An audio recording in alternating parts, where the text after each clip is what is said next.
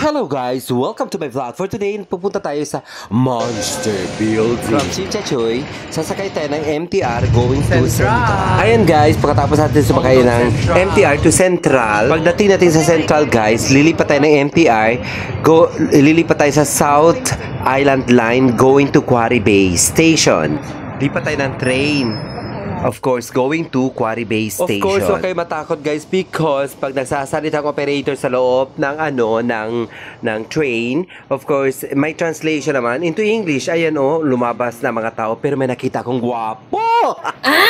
Ayan guys, may gwapo talaga. Nag-emote ako. Anyway, malayo pa ang Quarry Bay. May mga 4 or 5 station pa yata. Nakikita naman ninyo sa mga signage dyan kung nasaan ang station na bubukas ang pintuan ng train. So, hintayin nyo hanggang sa maging Quarry Bay. Anyway, wala na ako pakialam sa Quarry Bay kasi may gwapo dito sa gilid guys. Ayan Ayan hinagilap ko siya ng camera. Ang gwapo talaga niya guys. Very busy talaga siya sa texting. Ayan guys, dumating na ako dito sa Quarry Bay Station. Ayan Quarry Bay. Well, of course, lakad-lakad tayo. Hanap tayo ng exit. Pagdating natin sa Quarry Bay guys station, hanapin natin ng exit A. Of course, exit A dito sa Tyco Building. Sa Kings Road. Exit A ang hanap natin. Anyway, marami naman mga i-follow na rin ninyo ang mga arrows. Makikita ninyo kung saan kayo mag-exit. Hindi kayo mawawala pero nakikita naman ninyo kung saan kayo exit. Of course, follow naman ninyo ang direction. Exit A.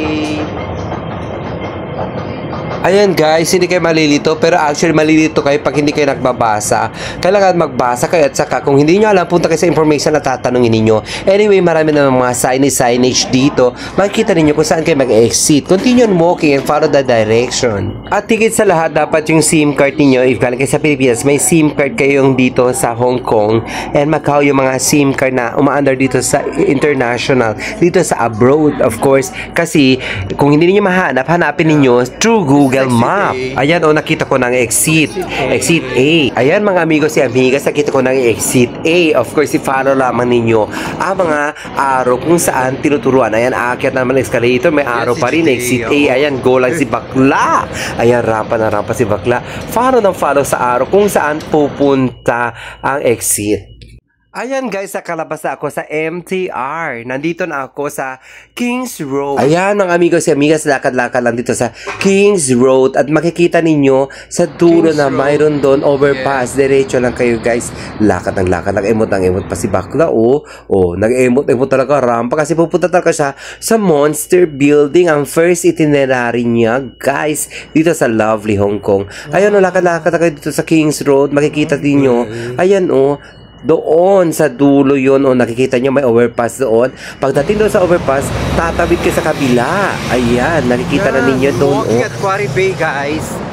This is actually the place na pinuntahan ko talaga. Oh, you see? No. Mukha kanila. Manaman na kanila mukha kanila. Taki na Quarry Bay. On then shooting si Catherine Bernardo and Alden Richard, yeah.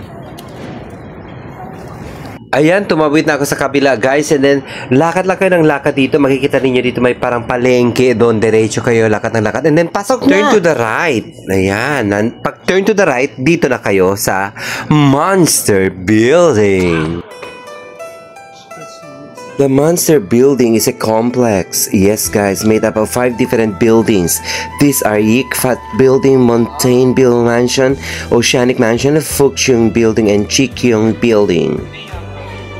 Marami mga international films ang gumawa dito nag-shooting na tulad like the Transformers. Of course guys, dito ginawa yung Transformers, The Ghost, and of course a local Philippine movie yung kay Alden Richards and kay Catherine Bernardo as well. Yes guys, these are really a building, a tenement. Yes, these low-income houses were built by the government during a population boom during the 1960s. Yes, mga amigos and amigas, wala naman masyado makita dito kundi mga building na kadikit-dikit lang at saka mga sampayan. May mga nakasabit-sabit na mga panty.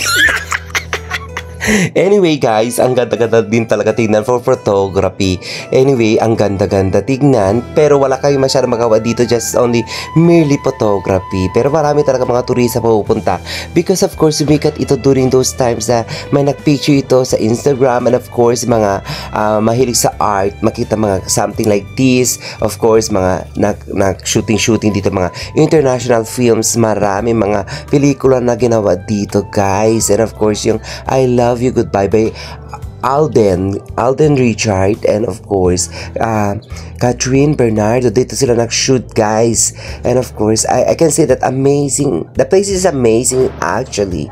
Pero wala kayo masyadong magawa, maraming mga basura. Yung typical talaga na alam mo yung mga house talaga, yung nangungulekta ng mga basura sa gilid-gilid, nilalagay nila sa mga plastic ang basura kasi mangungulekta ng mga basurahan. Ganun talagang eksena. It's just merely a typical, you know, yung typical building na mga hindi talaga nila inayos talaga ng bongga-bongga kasi alam nila maraming turista.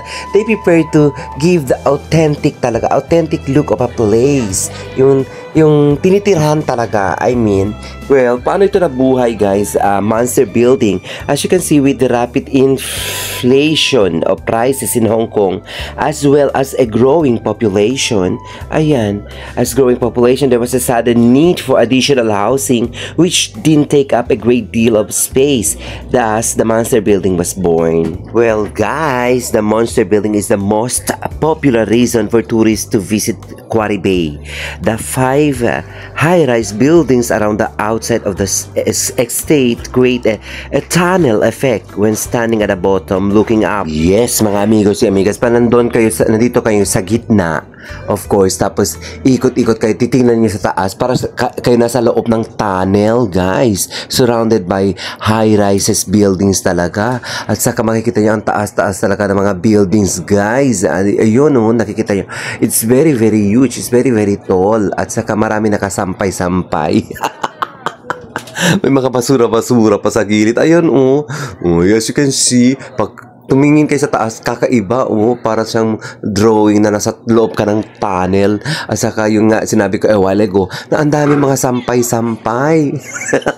Makikita yung mga t-shirts, mga pantalon, of course makikita nyo mga shonti ni Judea. Well, you really need to see the beautiful and the ugly side of Hong Kong guys. Actually, ganito talaga ang place na gusto makita, the authentic side of a place. Ayan, nakikita niyo ang true na buhay na nangyayari sa kanila guys. Actually, as you can see, parang anyway, ito squad I'm so happy that I really made the point that I really visit this place. Pero medyo mayaman sila kasi naka-aircon. This is really very amazing experience on my part to visit this place.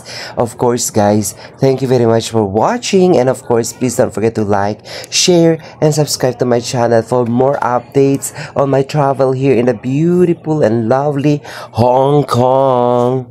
Bye!